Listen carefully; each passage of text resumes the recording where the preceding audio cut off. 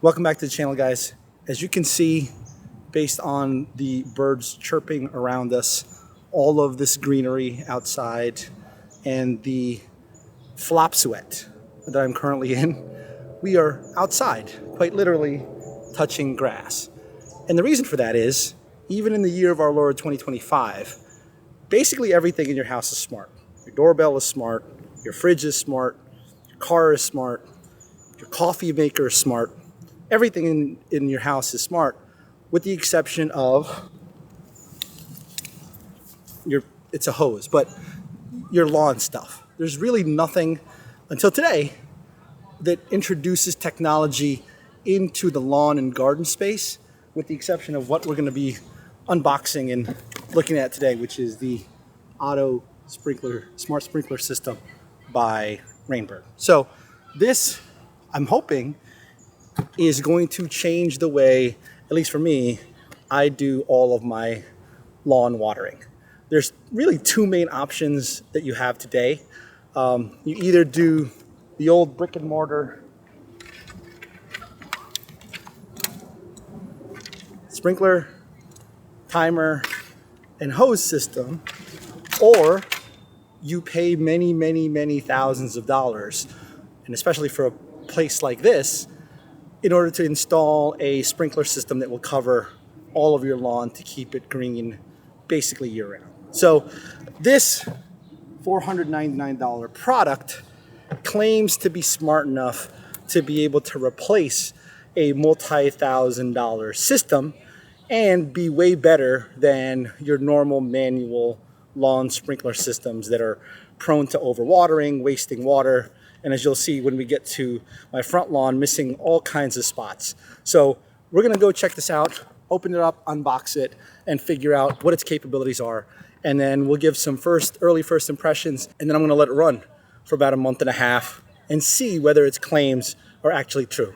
So let's check it out. All right, so here we are in my front lawn, still full flop sweat. That's not going away anytime soon. And I wanted to just show you some of the pitfalls of a hose and manual sprinkler based system. So as you can see here, there is a fairly large tree. And although most of the grass is generally green, as we get to this area, decidedly under the canopy of this old bird, you can see where the lawn is effectively dying out because it's not getting enough water to be able to sustain it, no matter what I do.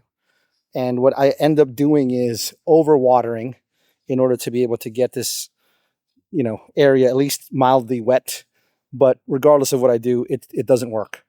So I'm hoping that this OtO system will help us create a zone that will help irrigate that area in a more tactical fashion.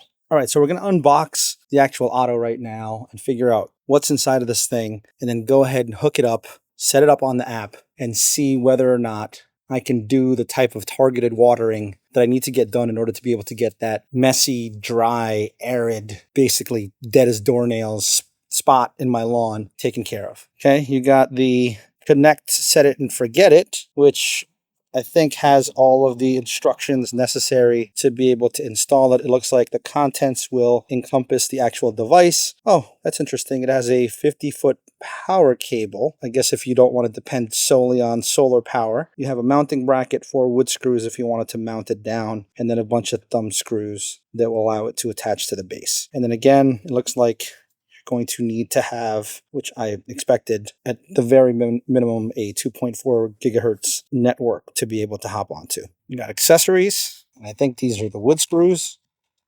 and I am right. You've got anchors there.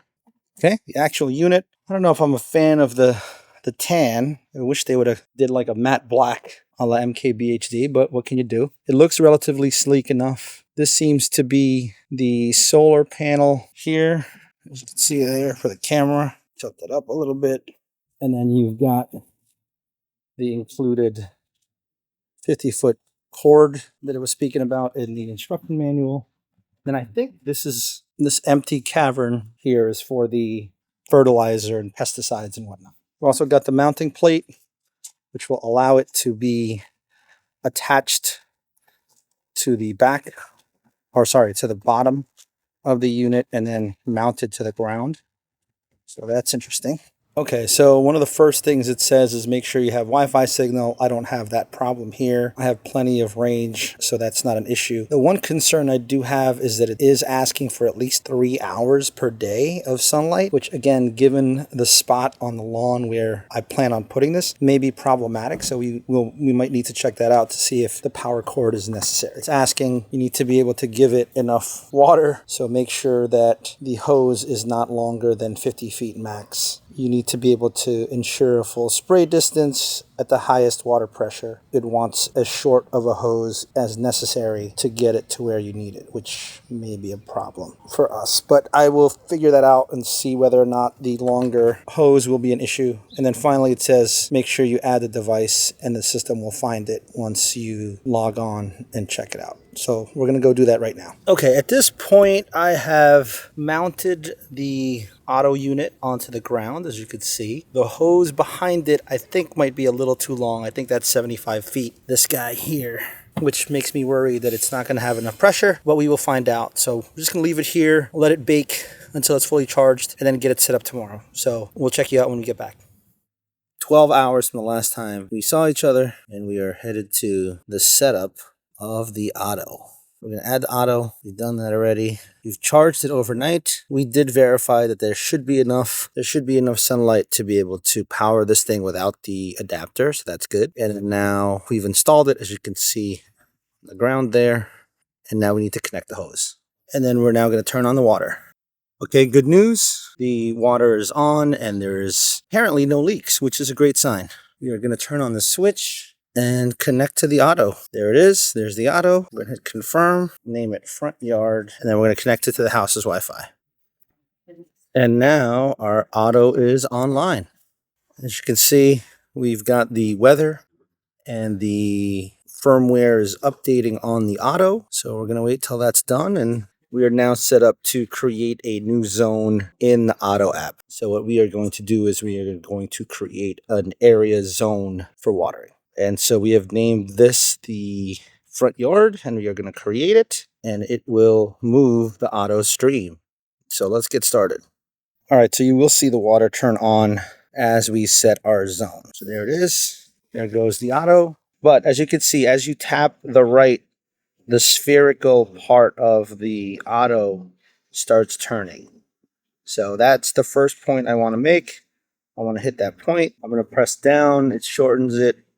It's hard to tell, but you can see it extending outward, extending closer as I press the up and down buttons. All right, so we've got it all set up. I've mapped out the zone. It's a little tedious. As you can see, what it does is that once you've set it up, in order to saturate the area, it starts making a concentric circle that's ever increasing, that gets all the way to the edges of your set point in order to be able to saturate and water the lawn.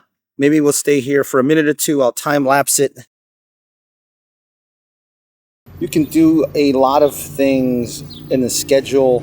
You can change the repeat cycle. You can change the watering limit, the depth of how deep it goes.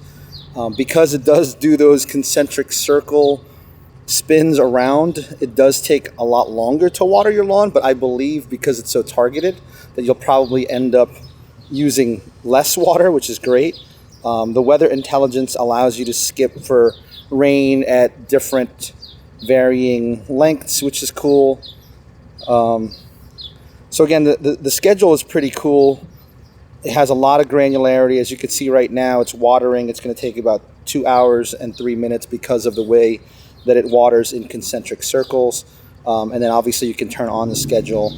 You can change when you want it to be watered and the start time, which is great, especially as you get closer to the fall time. You don't want it to be watering so late or so early.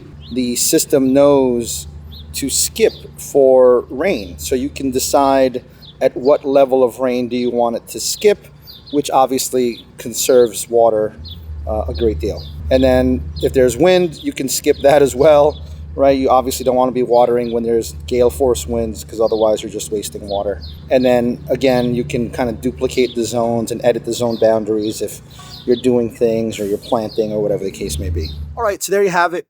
That was the unboxing and setup of the OtO automated sprinkler system. All in all, painless, with the exception of having to wait the 12 hours to charge the OtO itself. It was very intuitive. The only other feedback I would give is that the setting point of the boundary process was a little hard to kind of decipher.